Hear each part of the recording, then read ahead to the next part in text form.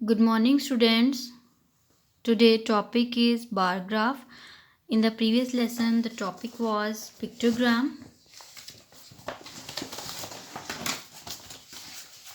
Previous lesson में हमने pictogram पढ़ा था. Different types of there are different types to represent a tabulated data. Tabulated data को represent करने की different types हैं और हम graph और charts के ज़रिए डिफरेंट फॉर्म में टैबुलेटेड डाटा को रिप्रेजेंट कर सकते हैं. मेजर टाइप्स ऑफ ग्राफ की जो हमने पढ़ी थी वो पिक्टोग्राम थी, बार ग्राफ, लाइन ग्राफ और पाई चार्ट था. और पिछले लेक्चर में सिर्फ हमने पिक्टोग्राम को डिस्कस किया था. What is pictogram? पिक्चर्स और symbols are use to represent the data in the pictogram. Pictogram में डाटा को रिप्रेजेंट करने के लिए हम पिक्चर्स और सिंबल्स को यूज़ करते हैं. और आज हमारा टॉपिक है bar graph. In a bar graph the length of the bar represent the total quantity of each item. यानी जो बार की लेंथ है वो हर आइटम की टोटल क्वांटिटी को रिप्रेजेंट करती है. बार कैन बी वर्टिकल और हॉरिजॉन्टल. बार ग्राफ जो है वो टू फॉर्म्स में होता है. वर्टिकल फॉर्म में भी रिप्रेजेंट किया जाता है और हॉरिजॉन्टल फॉर्म में भी रिप्रेजेंट किया जाता है. For example you can see this bar graph. This graph is in the form of vertical. ये vertical form में आप देख रहे हैं. इसमें नीचे जो है वो मंथली डाटा गिवन है, यानी जनवरी, फेब, मार्च, अप्रैल, मई, जून, जुलाई, अगस्त, सितंबर, अक्टूबर, नवंबर, दिसंबर. और इस साइड पे नंबर ऑफ़ स्टूडेंट्स हैं 0 to 9. तो जनवरी का डाटा जो है वो इसमें नंबर ऑफ़ स्टूडेंट्स जो हैं वो 1 है. इस तरह फेब में नंबर ऑफ़ स्टूडेंट्स 2 हैं, मार्च में 3, अप्रैल में 4 नंबर ऑफ स्टूडेंट्स हैं. In the month of May the graph show 2 number of students. In the month of June graph shows 5 number of students. Month of July graph show 3 number of students.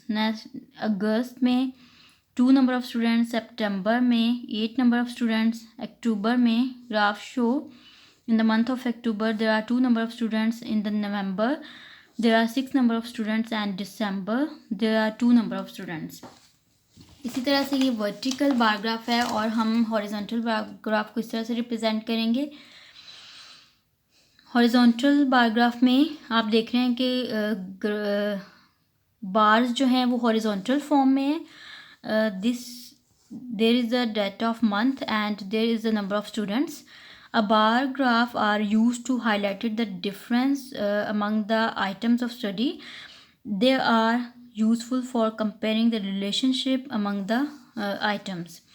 यानी items के दरमियान relationship को compare करने के लिए, यानी हम monthly data को नंबर ऑफ़ स्टूडेंट्स के साथ कंपेयर कर रहे हैं, तो they are useful for comparing relationship among the items. Items के दरमियान रिलेशनशिप को कंपेयर करने के लिए इसको यूज़ किया जाता है. नेक्स्ट प्रैक्टिस फॉर एग्जाम्पल 3 में देखें. The following bar graph show the favourite subject of students in the section ITI. यानी कि इस साइड पे नंबर ऑफ़ स्टूडेंट्स हैं और ये सब्जेक्ट्स हैं. पहला सब्जेक्ट इंग्लिश का है, फिर computer application, mathematics, science, geography और हिस्ट्री. और इस साइड पे नंबर ऑफ़ स्टूडेंट्स शो किए गए हैं.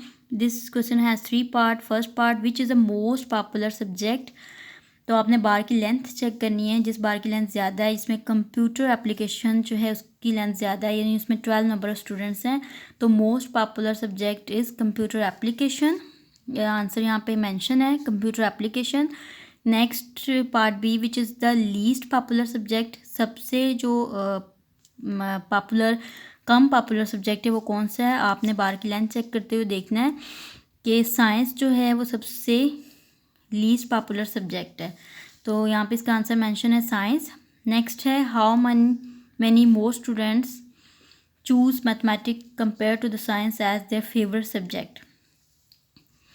How many more student choose mathematics compare to science as their favourite subject. तो number of students who like mathematics. Mathematics कहाँ पे है? मैथमेटिक्स ये रहा.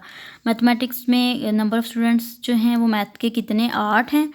और साइंस के जो स्टूडेंट्स हैं वो 3 हैं. तो 8 - 3 = 5.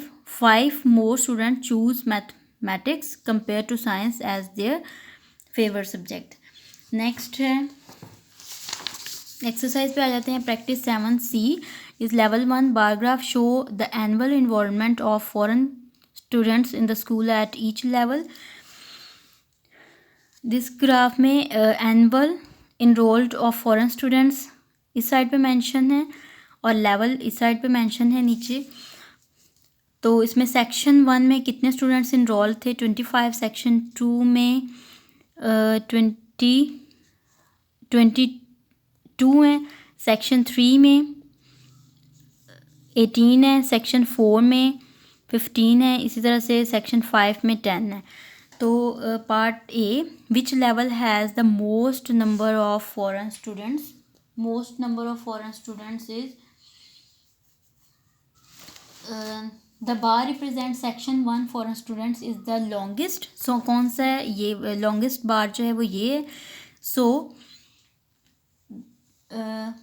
section 1 has the most number of foreign students. section 1 has the most number of foreign students. यहाँ पे इसका आंसर में section 1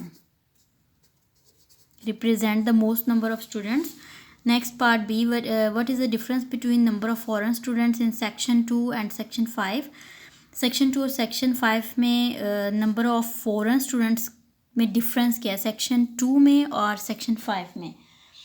तो number of section 2 foreign students is 22. Section 2 में कितने फॉरेन स्टूडेंट्स हैं? 22 आप देख रहे हैं. और सेक्शन 5 में फॉरेन स्टूडेंट्स कितने हैं? 10 हैं. सेक्शन 5 में 10 है. तो हमने डिफरेंस फाइंड करना है.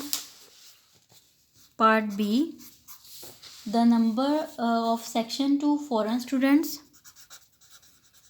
Number of section 2